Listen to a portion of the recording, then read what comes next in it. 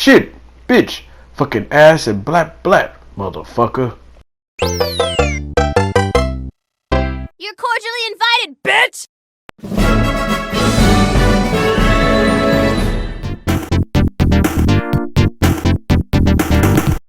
Hi there, everyone. This is Dr. 2K7, aka Sonic Sky Scissor. I hope you're having a fantastic Monday. Yes, I managed to miss some news stuff because I've been busy over the weekend. With mom, celebrating my mom's birthday and hanging out with the guys. So I'm gonna try to tackle all 5 of these stories that I missed.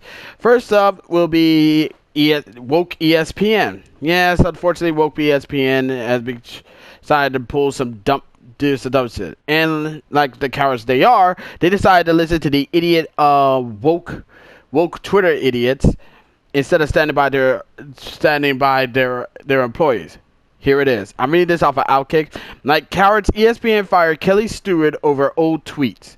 Kelly Stewart, known as Kelly in Vegas, announced Friday, which is on my mom's birthday, by the way, that ESPN has terminated her contract over tweets he sent out 12 years ago. The tweets that did it, which we will not directly direct attention to as a cancel culture promoting collusion wants. So Stewart in 2012 using homophobic language. That, however, isn't the story. As per usual, the origin of the outrage that led to one losing their job didn't stem from actual outrage.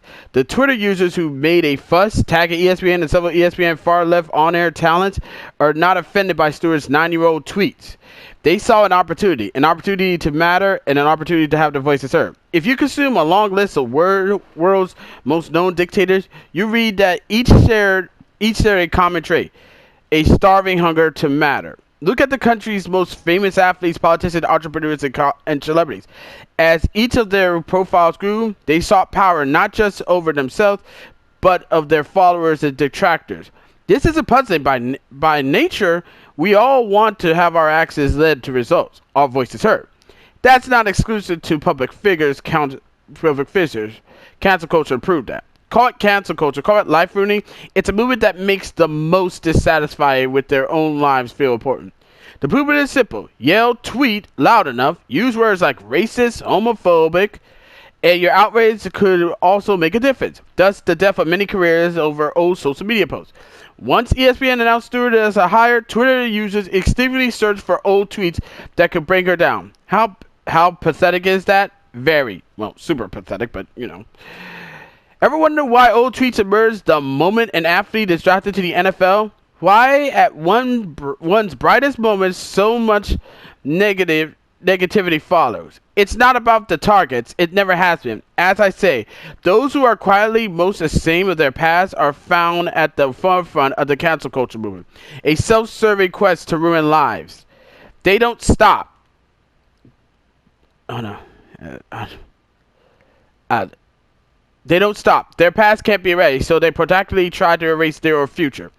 If you take it to wagers, I bet a single amount of money that those bringing up Stewart's past tweets have a shameful history of their own. A history of tweets and comments far worse than Stewart's. Because in their mind, pretending to care ease their own guilt. Look no further than Team Vogue's Christy Dobbin. Following Team Vogue's hiring Alex McCartan, who is 27 years, as their new editor-in-chief, authorized a letter to the company's CEO complaining that McGovern sent racist tweets during her teen years. McGovern was soon let go. It turned out that David, chief among the outrage, had a long history of tweeting the N-word. Stewart should not have used the language she did 9 years ago. But she did. What now? Does this mean she should never be worked there again? And what about mistakes that still employ ESPN talents have made? Notably, Mark Jones, who in 2021, not 2012, celebrated someone dying of lung cancer. That person will be the late great radio personality Rush Limbaugh. Oh, that's right. He got promoted. The truth is, if you dig deep enough, talk to enough people, and think hard enough, you'll find regrettable moments. Pick a person, any person. The moments are there. The story isn't about Kelly Stewart. The story is that yet another major corporation was influenced by faceless nameless vultures who served a purpose.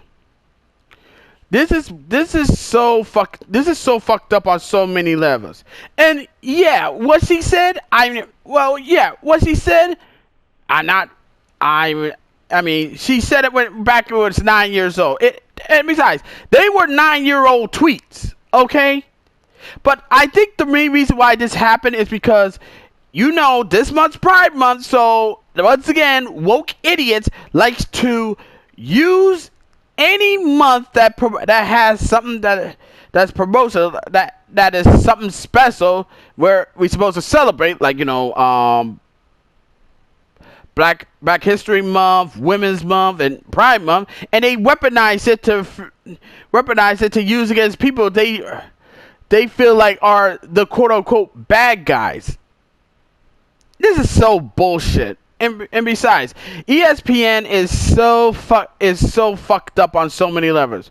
Yeah, it's funny how you want to fire her over some 9-year-old tweets, but yet you have Mark Jones, who in 2021 celebrated Rush fucking Limbaugh for dying of lung cancer. Yeah, he gets fucking promoted. Man, fuck you, ESPN. Fuck you. And like I said, I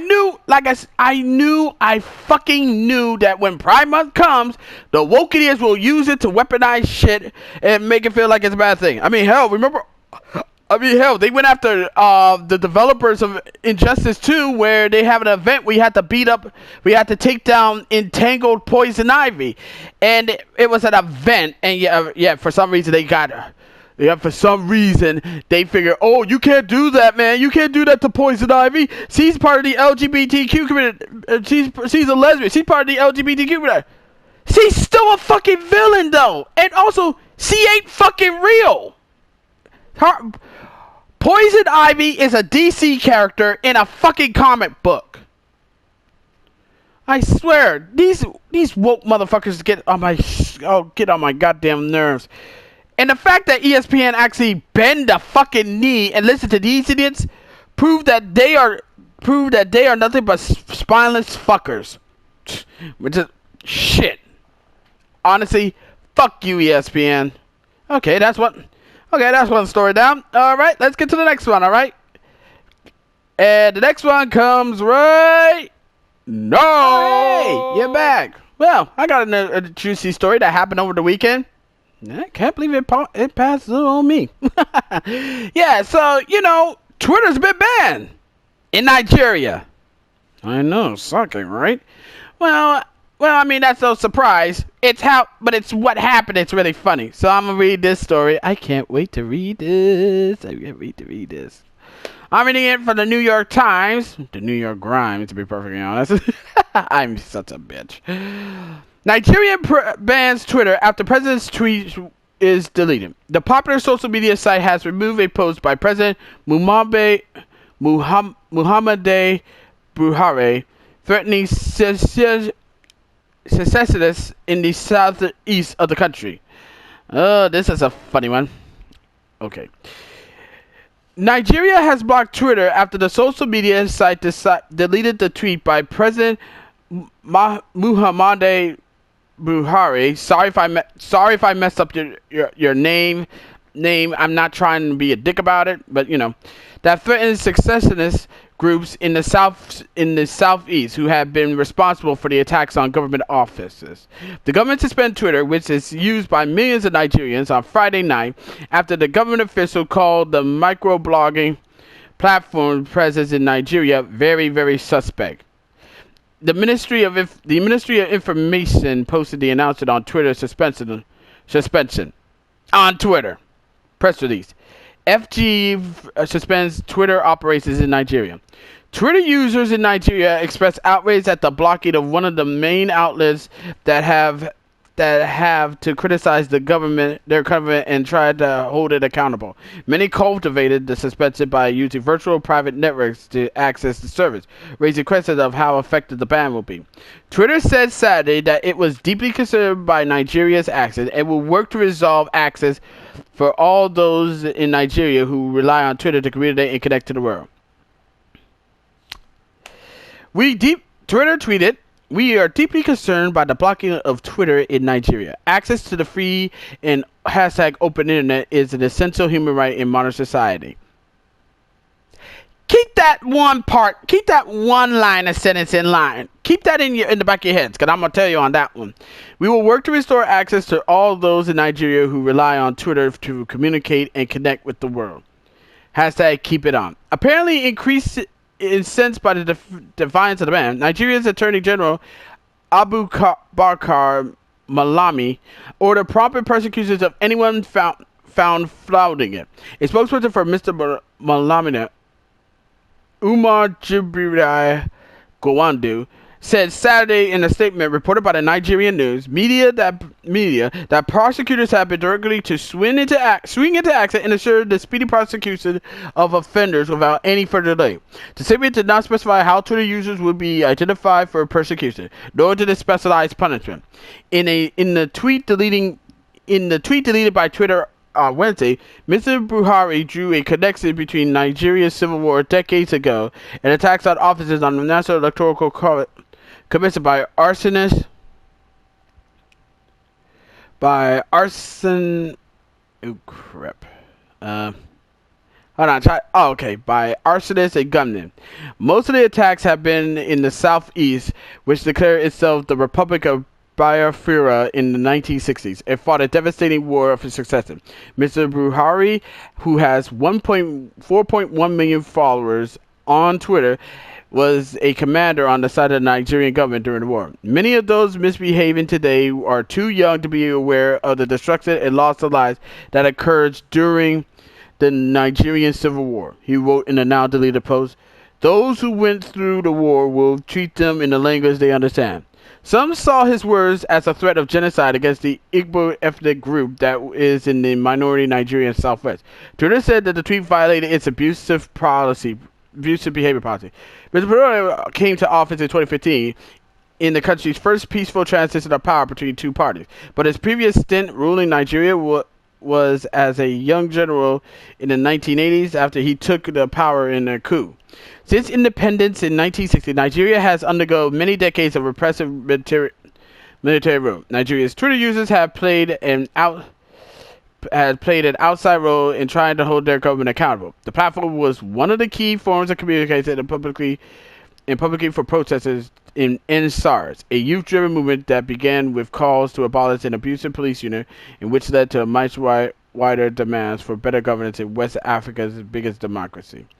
In the news conference after Mr. Buhari's tweet was deleted, the information minister La Muhammad compared Twitter access in Nigeria to those the company took after the riot in the U.S. Capitol in January, including the banning of the account of former President Donald J. Trump. When people were burning police stations and killing policemen in Nigeria during the EndSARS, for Twitter, it was about the right to protest, he said. But when a similar thing happened on the Capitol, it became insurrection.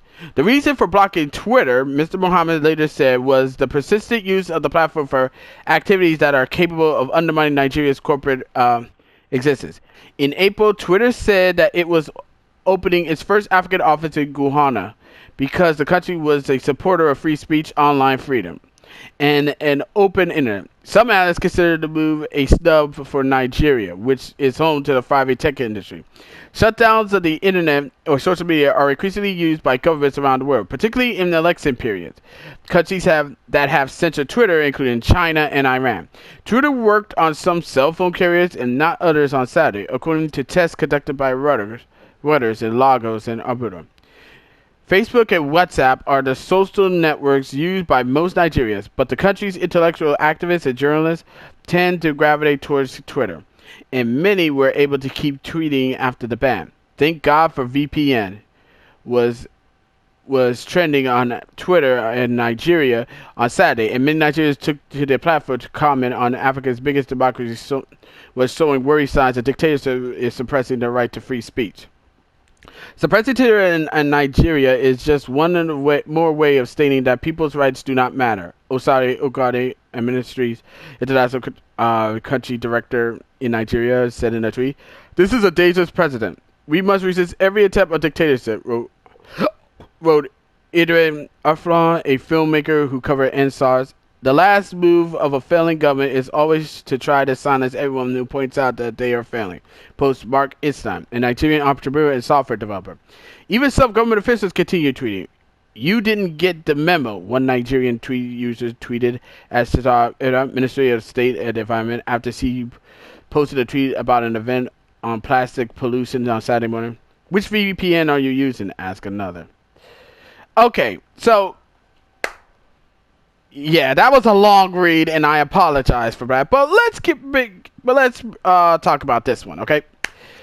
Twitter put out this on Saturday saying that access to free and hashtag open internet is an essential human right in modern society.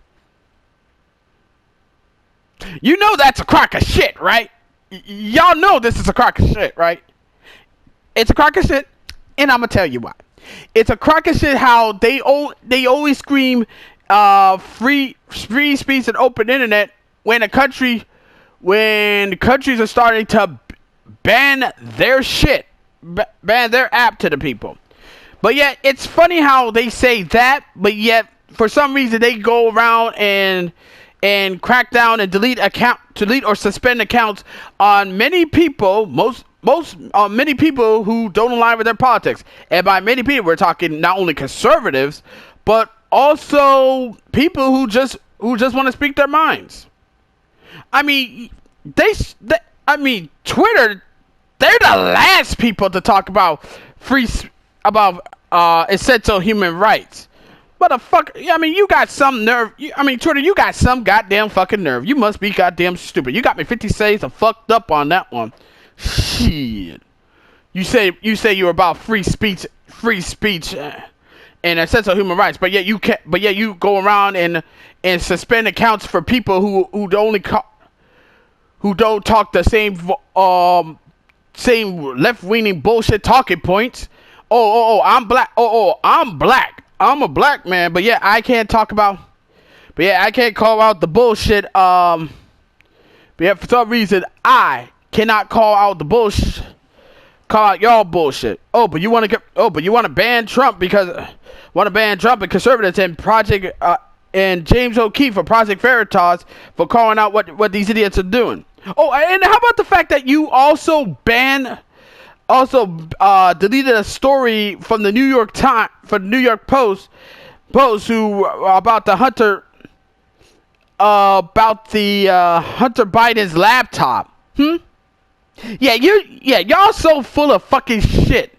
Really? Using Twitter as an essential human right. Bull fucking shit. Bullshit. And I know people, and don't give me that bullshit saying, Twitter's a private company. They can do whatever they want. The president of Nigeria is a government official, and Nigeria is his private business. He can do whatever the fuck he want. I can play that both sides. I can really play that both sides. But anyway, fuck you, Twitter. Fuck you, Twitter. You're full of shit. Fucking clowns. And also fuck you, Jack Dorsey. Hope his ass hears me. Shit. Ban my fucking...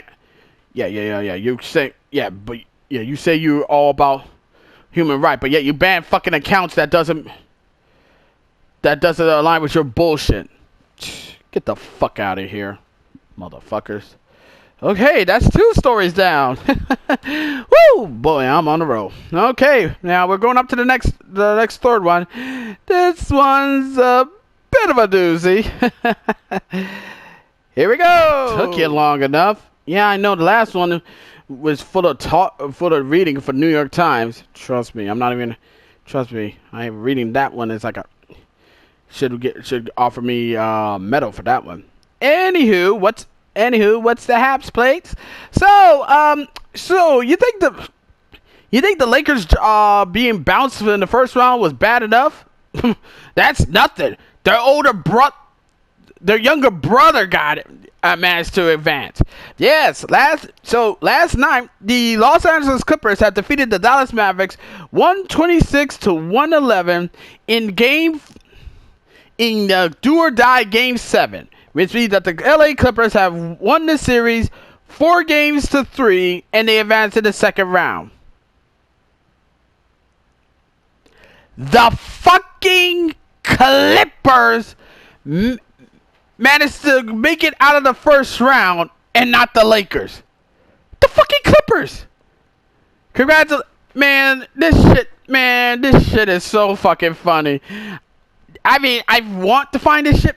I mean, I should be upset about it, but I don't. I find it funny that the Clippers managed to get in. Managed to win playoff games, and not the Lakers. Then again, fuck LeBron for that one, right? And also with the whole, and remember the whole thing about Dennis Schroeder, about Matt Schroeder ripping Dennis Schroeder? Well, I mean, I don't think Dennis Schroeder is going to be coming back for the Lakers. I mean, after all, I heard that he just unfollowed the Lakers on Twitter. That I gotta ask again. How much? I gotta ask again to Jeannie Buss and others. How much longer are you guys going to protect LeBron? Because this shit is getting fucking embarrassing on the real though. Like for real. Like for real. When you decide to throw a fucking player under the goddamn bus for not helping LeBron James win, that's a clear sign that you're fucked. That's a clear sign that you want to try to protect LeBron for not getting shit on by pretty much everyone. And knowing him and knowing me, I will shit on LeBron James because he ain't my king. He never gonna be my king. Fuck him. I mean, like I said, the whole team is a goddamn shit show, and there's nobody to blame but themselves. Instead of them actually focusing on trying to build up with players with the young core, they went back to going to name chasing. And you know what? I don't even fucking blame Dennis Schroeder for not following the Lakers. Following the Lakers. After the stunt they pulled, shit, I would too, motherfuckers. I would too. God damn, that was fucked up on so many levels. It's not even funny. It was I mean, seriously, that wasn't even fucking funny, man. Shit, you're gonna blame this man because LeBron didn't win? Fuck him. Anywho, that's it. Okay, now we're on to the next one. This is right. Sorry, I had a little bit of a technical difficulty with the other video, so I was just gonna be quick. So as you may know, the Tennessee Titans have gotten Julio Jones. Yes, the Atlanta Falcons have traded Julio Jones to the Tennessee Titans. What did Atlanta get out of this, you ask? Well, Atlanta will get a 2022 second round pick in the draft, in next year's draft, and a 2023 fourth round draft pick. While the Titans, they will get a 2023 sixth round pick. This will be interesting, and this will be pretty huge. Which means there might be a new Mutant Football League update. I really hope they do it. I really hope they still do make some updates, like roster updates, because that'd be cool. I would love to see Julio Bones playing with the Nashville Lycans. I love this team. I really love this team. I might do a season mode with them. If you want me to do a season mode, leave a comment. It would mean a lot. Oh! That is so messed up, yet so beautifully awesome. I love this game. I mean, to be perfectly honest with this game, this is the one football game I can't get mad at. Because it has an ability not to make me mad.